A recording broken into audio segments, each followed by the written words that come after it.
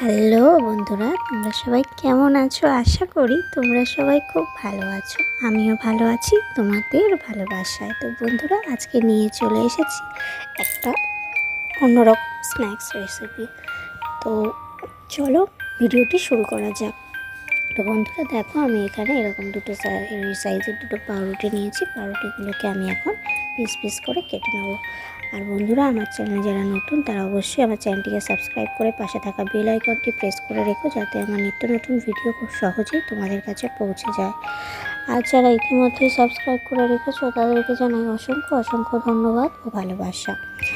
আর বন্ধুরা, কেউ কিন্তু দয়া করে ভিডিওটি স্কিপ করো না, সবাই ভিডিওটি পুরো দেখো, এটাই রিকোয়েস্ট করব।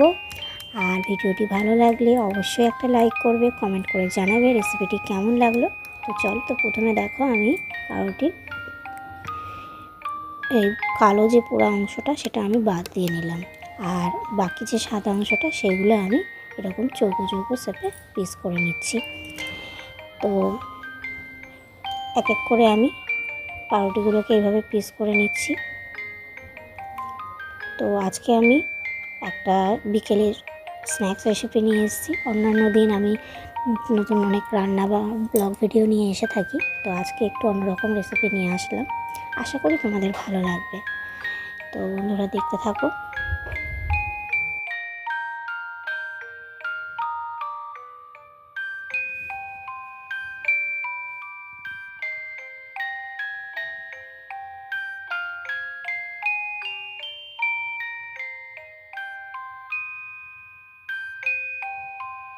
তো বন্ধুরা, এই স্ন্যাক্স রেসিপিটি বাচ্চা থেকে বড় সবারই ভীষণ ভালো লাগবে রেসিপিটি। আর বিশেষ করে সন্ধ্যাবেলার নাস্তা হিসেবে এই রেসিপিটি কিন্তু দারুণ জমে যাবে। তো যারা যারা আমার এই রেসিপিটি দেখে মনে করছো বানাবে, চটপট বানিয়ে ফেলো আর জানিও কেমন হলো। তো আমার পাউরুটিগুলো এরকমভাবে দেখো পিস পিস করে কেটে নেওয়া হয়ে গেছে। এবার চলে যাব মেন পর্বে। তো চলো বন্ধুরা।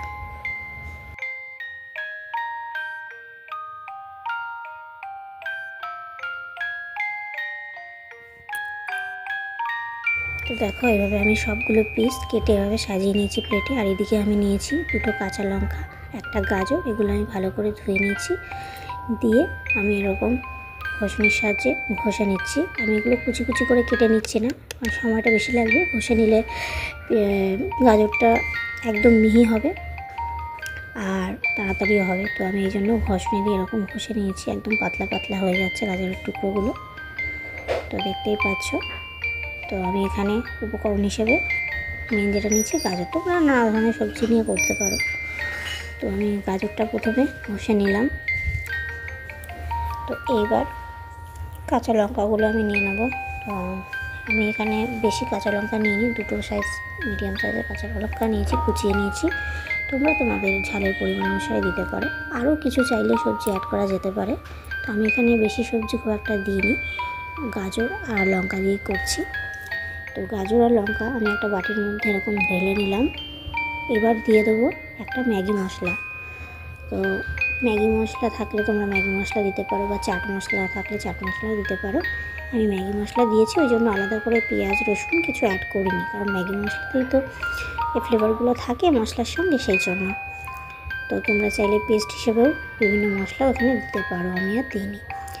তো ম্যাগি মশলাটা দেওয়ার পর এবার আমি দিয়ে দিচ্ছি বেসন অল্প পরিমাণে। তো আমি সামান্য পরিমাণে একটু বেসন দিয়ে নিলাম। তো বেসনটা দিয়ে নিলাম। এবার দিয়ে দেবো পরিমাণ মতো লবণ। তো খুব বেশি লবণ লাগবে না, অল্প পরিমাণে লবণটা লাগবে। আর দিয়ে দেবো একটুখানি পরিমাণ মতো হলুদ গুঁড়ো। তো পরিমাণ মতো একটু হলুদ গুঁড়ো দিয়ে দেবো। হলুদ গুঁড়ো দিয়ে দেওয়ার পর দেবো অল্প পরিমাণে কালো জিরে। কালো জিরেটাও আমি দিয়ে নিলাম।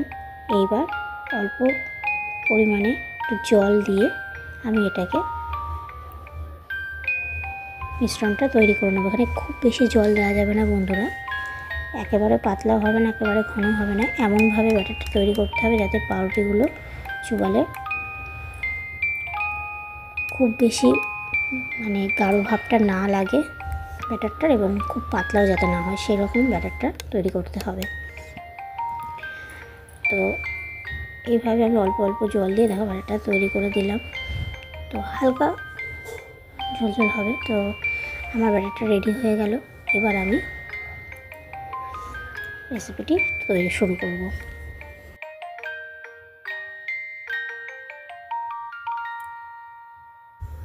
তো জল দিয়ে ব্যাটারটা তৈরি হয়ে গেলে আমি এবার একটা ডিম দিয়ে দেবো ফাটিয়ে এখানে। তো দেখো আমি এখানে একটা ডিম নিয়েছি, একটা ডিম আমি এভাবে ফাটিয়ে নিলাম। এইবার এটাকে ভালো মতো চামচের সাহায্যে মিশিয়ে নেব ডিমটার সাথে। তো দেখো ডিমটা দিলে কিন্তু স্বাদটা আরও বেশি ভালো লাগবে, সেই জন্য আমি এখানে ডিমটা দিয়ে নিলাম। দেখতেই পাচ্ছ। তো ডিমটা দিয়ে ভালো মতো গুলে নেওয়ার পর এবার আমি গ্যাসের ফ্লেমে একটা ননস্টিকের প্যান বসিয়ে নিলাম ছোট। তো এটা গরম হতে দিয়েছি, এটা গরম হয়ে গেছে। এইবার দিয়ে দেবো অল্প পরিমাণে সর্ষের তেল। আমি এখানে সর্ষের তেলেই করেছি, তোমরা চাইলে রিফাইন তেলেও করতে পারো। তো সর্ষের তেলটা আমি ননস্টিক প্যানে ভালো মতো ছড়িয়ে নিলাম, দিয়ে একটু তেলটা গরম হতে দিলাম। এবার পাউরুটির যে পিসগুলো চৌকো চৌকো করে রেখেছি একটা একটা করে, এই ব্যাটারটা এরকম চুবাতে হবে ওপর নিচ ভালো করে, 4-5টা এরকম চুবিয়ে নিয়ে এক এক করে গরম তেলে এরকমভাবে দিয়ে দেবো বন্ধুরা। তোমরা দেখতে পাচ্ছ এইভাবে ভালো করে ব্যাটারটা চুবিয়ে নিতে হবে পাউরুটির গায়ে। তারপর গরম তেলে এক এক করে আমি এগুলোকে দিয়ে ভেজে নেব। দেখো খুবই সহজ একটা রেসিপি, একদম 5 থেকে 10 মিনিটের মধ্যে রেসিপিটি তোমরা বিকেলবেলা করতে পারো। আর বিশেষ করে ছোটদের এরকম একটা দুর্দান্ত রেসিপি খুবই ভালো লাগবে। তো অবশ্যই তোমরা বাড়িতে তৈরি করতে পারো এরকম একটা হেলদি রেসিপি। তো এবার আমি ননস্টিক এটা দেওয়ার পর কিছুক্ষণ এটাকে এক পিঠটা হয়ে যাওয়ার পর আরেক পিঠটা উল্টে দেবো। তো এইভাবে এপিট ওপিট করে এই পাউরুটির পিসগুলোকে ভেজে নেবো আমি। তো এইভাবে ভেজে নিচ্ছি। তো বন্ধুরা ভিডিওটি ভালো লাগলে অবশ্যই একটা লাইক করবে, কমেন্ট করবে। তোমরা অনেকেই সুন্দর সুন্দর অনেক কমেন্ট করো, খুবই ভালো লাগে। তো তোমাদের সুন্দর সুন্দর কমেন্ট দেখলে ভিডিও করতেও বেশ ভালো লাগে। তো অবশ্যই তোমরা কমেন্ট করে জানিও কীরকম লাগলো, কী বৃত্তান্ত। তো বন্ধুরা আবারও বলছি ভিডিওটি কেউ স্কিপ করো না। তোমরা অনেকেই আছো হয়তো ভিডিও স্কিপ করে দেখো, তো দয়া করে রিকোয়েস্ট করছি ভিডিওটি যাতে তোমরা স্কিপ না করে দেখো, এটাই বলবো। ভিডিওটি পুরো দেখো। তো এই এক পাশটা হয়ে যাওয়ার পর আমি আরেক পাশটা উল্টে দেওয়ার পর দুপাশই হয়ে গেছে বন্ধুরা, তোমরা দেখতে পাচ্ছ এবার অনেকটাই হয়ে এসেছে। আমি আরেকটু লালচে করে ভেজে নেব। তো আমি আরেকটু লালচে করে ভেজে নিচ্ছি। লালচে করে ভেজে নেওয়ার পর এবার এগুলোকে চেপে চেপে দিচ্ছি খুন্তির সাহায্যে, যাতে ভালো মতো হয় দুপাশটাই। তারপর এগুলোকে এক এক করে আমি নামিয়ে নেব। লালচে দেখো লালচে অনেকটাই লালচে লালচে ভাব এসে গেছে। এবার আমি এগুলোকে নামিয়ে নেব। তো বন্ধুরা এইভাবে আমি পাউরুটির বাকি পিসগুলো এক এক করে ভেজে নেব। তো আবারও আমি দেখো তোমাদেরকে দেখাচ্ছি। তো আবারও ননস্টিক প্যানে আমি দিয়ে দেবো সামান্য পরিমাণে সর্ষের তেল। তেলটা ভালো মতো এটার গায়ে ছড়িয়ে নিলাম, মাখিয়ে নিলাম। তারপর তেলটা একটু গরম হতে দিয়েছি। আর এদিকে আবারও পাউরুটির পিসগুলো আমি একটা একটা করে এই ব্যাটারে চুবিয়ে নিয়ে এই গরম তেলে দিয়ে দেবো। এইভাবে দিয়ে বেশ কিছুক্ষণ ধরে এপিট ওপিট ভালো করে লাল লাল করে ফ্রাই করে নেবো, মানে ভেজে নেব।